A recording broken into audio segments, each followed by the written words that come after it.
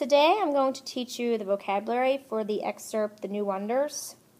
What you will be doing is you're going to create a Google Doc. On that Google Doc, you're going to create a table. And in one of the columns, you're going to have word, next one sentence, definition and part of speech prediction, actual definition, and then actual part of speech. You need to have 7 additional rows because there are 7 words.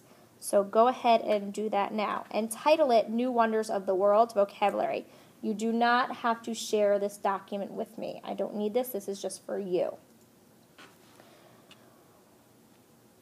What you're going to do is, as I'm presenting the words, you're going to write the sentence that I have. Then I'll give you some time, or you can pause the video, and you're going to use context clues to predict the part of speech, noun, verb, adjective, or adverb, and the definition.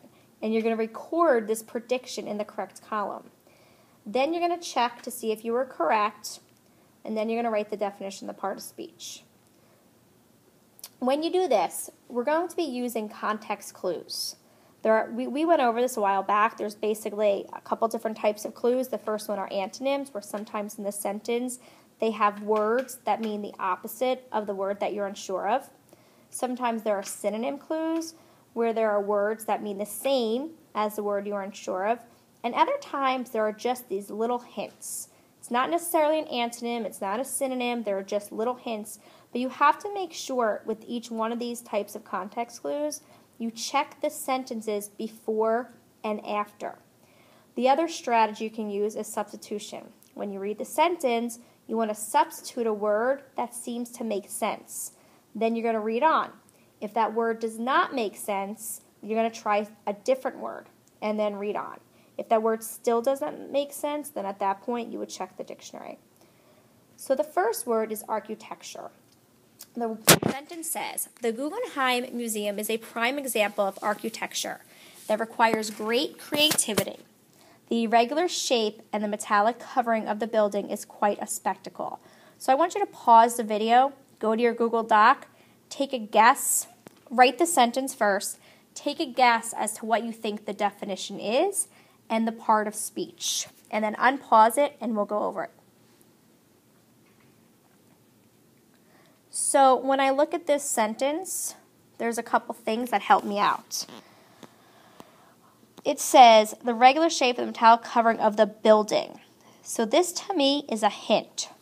So I'm guessing that architecture is a building, and I'm guessing that it's probably a noun because I know a building is basically a thing.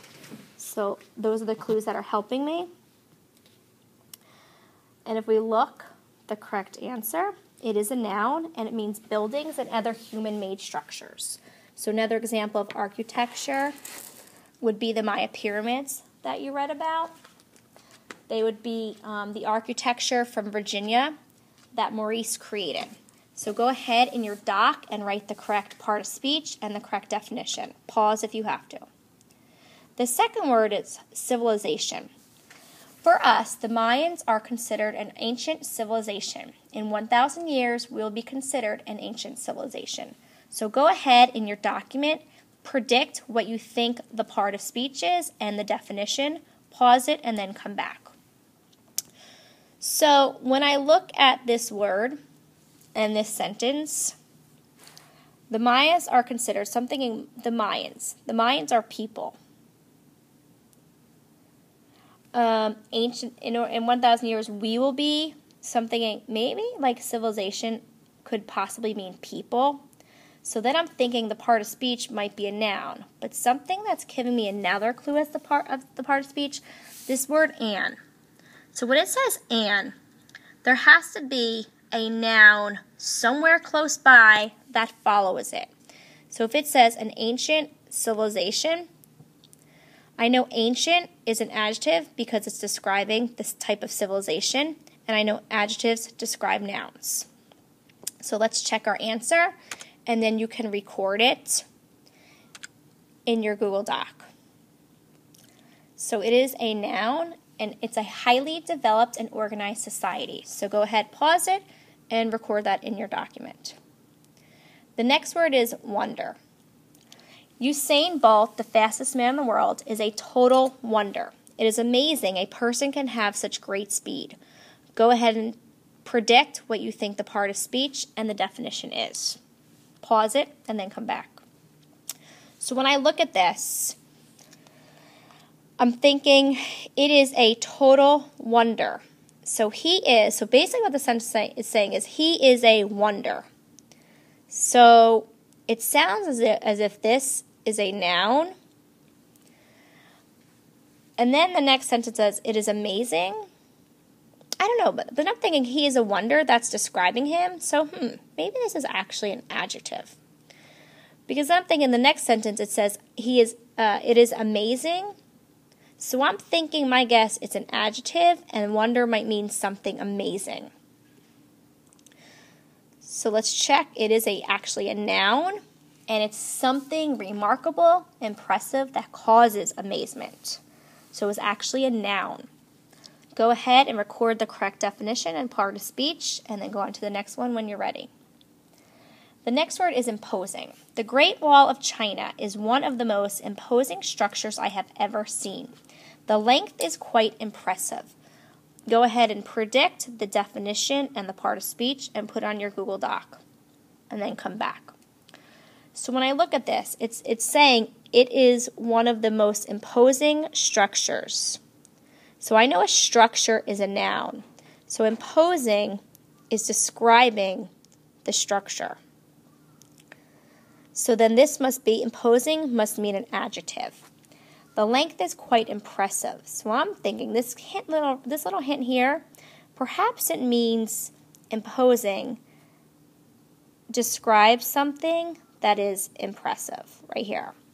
So let's go ahead and check to see if we were correct. It is an adjective, and it means something large, impressive, and appearing to be important. So I wasn't exactly on the dot with that prediction.